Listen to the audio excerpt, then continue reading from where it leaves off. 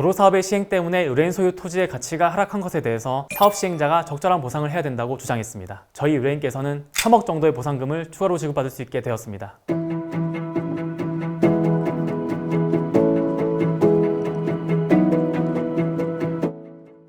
안녕하세요. 부동산 전문 변호사 나영우입니다.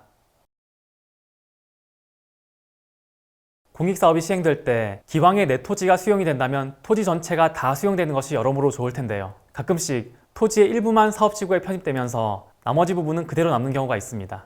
이렇게 동일한 소유자가 가지고 있는 토지 중에서 일부만 수용되고 남은 토지를 잔여지라고 하는데요. 이러한 잔여지의 가치가 공익사업의 시행 전보다 하락하는 경우에는 그에 대한 보상금을 청구할 수가 있습니다. 오늘 제가 소개해드릴 사례도 잔여지의 가치 하락을 인정받아서 여기에 대한 보상금을 받을 수 있게 도와드렸던 사례입니다. 이 사건의 의뢰인께서는 원래 대지로 이용되고 있던 토지의 절반 정도가 도로사업에 편입되었는데요. 편입이 되는 과정에서 이분 소유 토지가 기존에 비해서 면적이 좁고 길쭉한 모양으로 형상이 변하게 되었습니다. 그래서 이 잔여지에는 더 이상 건물을 신축하기 어려워졌고 토지의 이용 가능성 자체가 굉장히 떨어지게 되었습니다.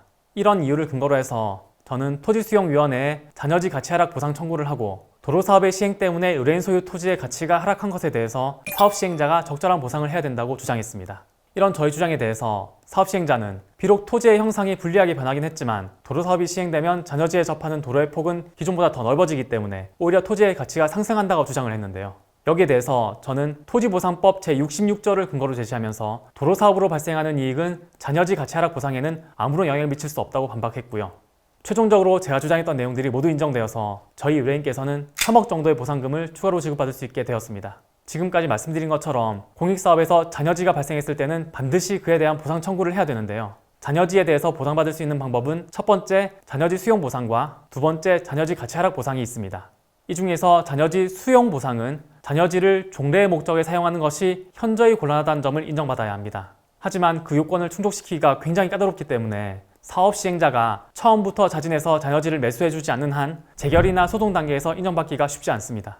반면에 잔여지 가치 하락 보상은 해당 공익사업 때문에 잔여지의 면적, 형상, 전면도로와 같은 토지 특성이 변해서 기존 토지에 비해 가치가 떨어졌다는 점만 입증하면 인정받을 수 있기 때문에 수용 보상에 비해서는 상대적으로 수월하게 보상을 받을 수가 있습니다.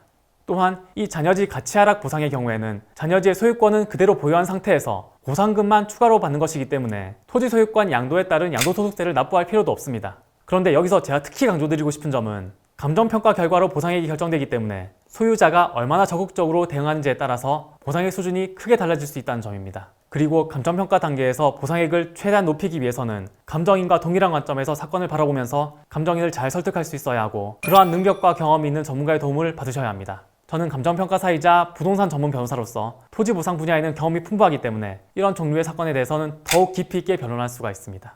혹시 잔여지 보상에 대해서 궁금하신 점 있으시면 주저하지 마시고 연락주세요. 친절하고 자세하게 설명해 드리겠습니다. 그리고 잔여지 보상은 청구 기한이 있기 때문에 가능한 한 빨리 연락 주셔야 된다는 점 잊지 마시고요. 오늘 영상은 여기까지입니다. 도움이 되셨다면 구독과 좋아요 부탁드리고 다음에 더 좋은 주제로 찾아뵙겠습니다. 감사합니다.